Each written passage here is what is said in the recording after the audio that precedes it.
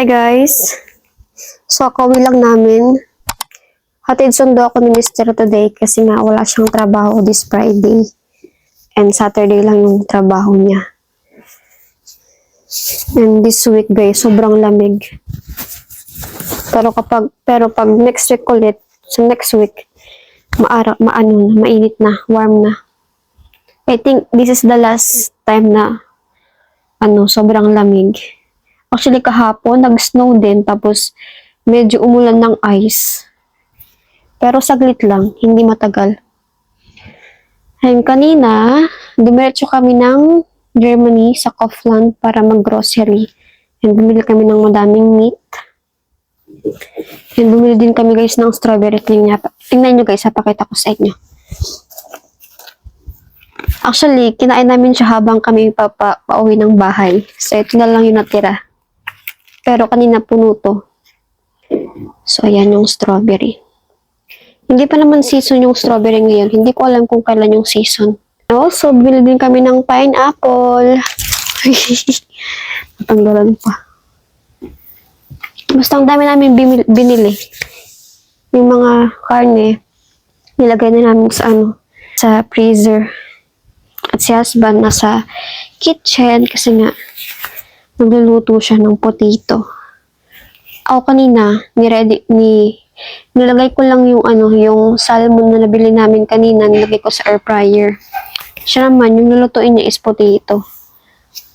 So, yung akin is, salmon. So, ayun. And maya-maya din, maliligo ako. Pero bukas, meron akong trabaho. Saturday. Kapag talaga may trabaho kami Saturday, palagi talaga akong nasabi ng yes, I will work on Saturday. Kasi nga bihira lang magkaroon ng work ng Saturday. And malaki-laki din yung sahod kasi nga merong additional na 150%. So example, yung salary is 14 point something times 150%. So, yun yung sahod mo per hour. So, malaki-laki na din. Yung bukas, natrabaho kami na 6 hours lang. Huh? Are you busy? Yes, what? Oh, do you have cash? Yes, 5 euro? Huh? How much? To pay for some 10 euros.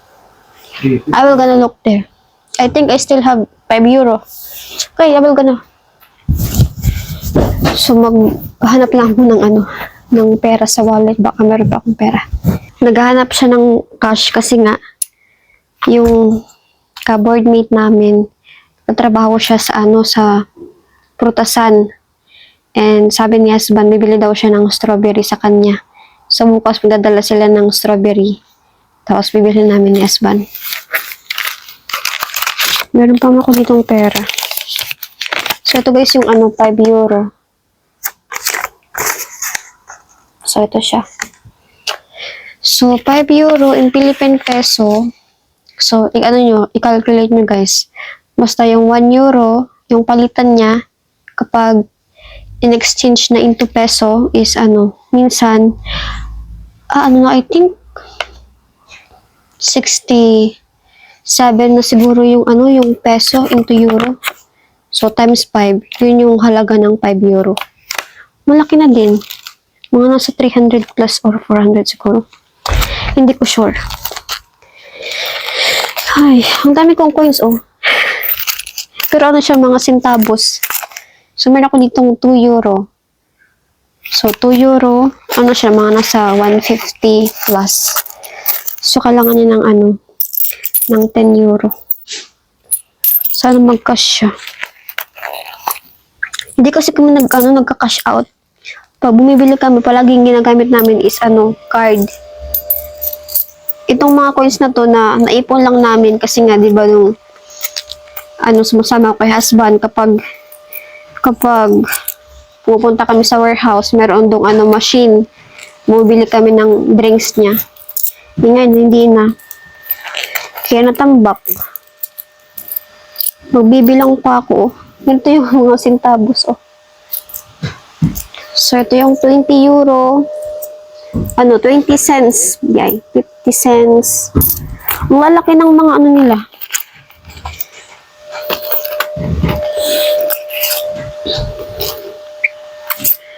Wait lang, bilangin ko muna. Meron ako ditong ano, pera ng Pilipinas. Pag pumunta kami ng Pinas, pwede ko itong ipasahe. Meron ako ditong 5 pesos. Kulang pa sa pamasahe sa jeep. Meron din kaming coins. Denmark. Kung siya, 20 kroner. Pero hindi ito pero hindi ito tatanggapin dito sa Netherlands kasi nga, iba yung pera nila. So, sa Denmark lang ito pwedeng ibili. Ito guys, meron akong nabunot. Meron pa. Umabot pa siya ng 10 euro. So, ito siya.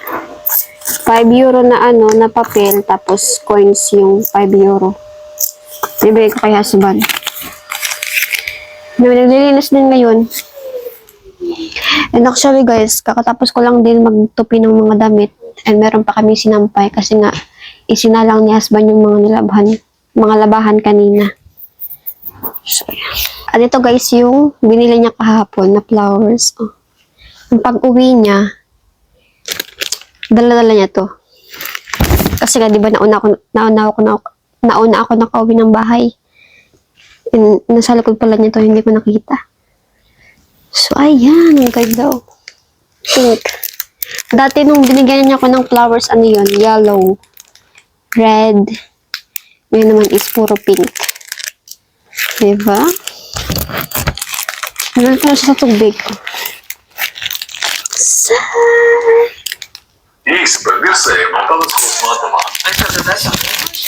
Palagi talaga siyang bumibili ng flowers.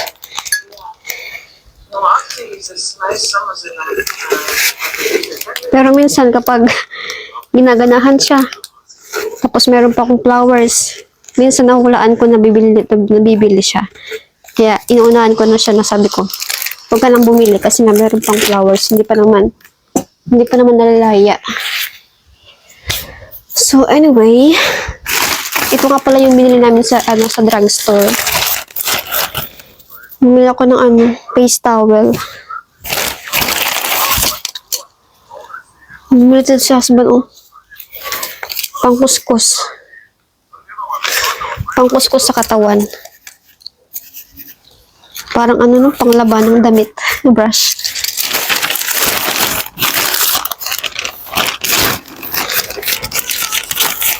And bumili ako guys ng cleanser. So, dalawa yung binili ko kasi itatry ko itong Nivea. Pero ito talaga yung ginagamit ko, Garnier. Maliit lang naman. Tapos, itong toner. So, ito yung sabi ng friend ko. Maganda daw. Nakawala ng pimple niya. So, ito try ko. And dab na sabon. Tapos, ito yung matagal namin na hinahanap. Alcohol. Kasi nga, ito is gel. So, ito siya. Alcohol talaga. And then, itong aloe vera na gel. Dalawa yung binili ni husband. So, ayan. So, yan lang yung binili namin. Bukas siya, alis siya ng alas 4. Ako naman, alis ako ng bahay, mga 6:30. Kasi yung pasukan ko is 7. Ito yung niluluto ni Mr. Potato. Ito naman yung sinalang ko na tuna, salmon. So, ayan, luto na. So, buksan ko guys kung ano nga ba yung itsura sa loob. Mostly, hindi talaga ako gumagamit ng toner.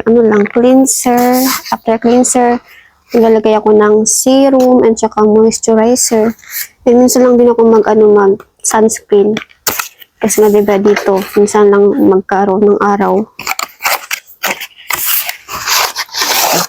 Oh, this one, look expensive. Ano lang siya? 20 euro. Kuan siya. Tier Milk Skin Toner. Milk. Ay, akala ko rice. Meron kasi ako nakitang right ko. Ang dulas niya. Ganyan siya. So, i-try ko mamaya. Meron naman nakalagay na instruction kung paano siya ilagay. Ano lang siya, paglagay mo sa kamay, ipat-pat mo lang, ganyan-ganyan lang. Hindi mo daw kailangan gamitan ng cotton. Luto na guys yung pagkain namin. Hindi pa ako nakaligo. So, this is potato. Ang dami. Let's look a lot, babe.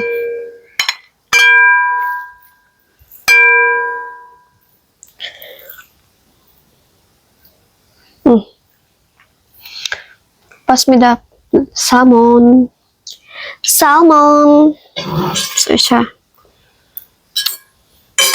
Tag-isa kami ni Mister. O, tag-dalawa. Kasi 4 to. So, kainan na. Meron kami ditong sour cream.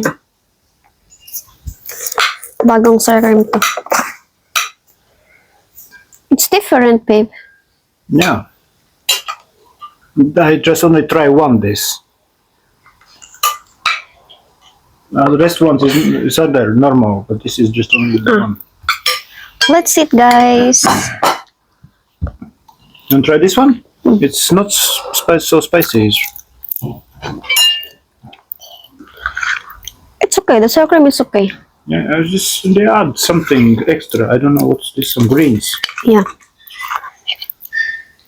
Okay.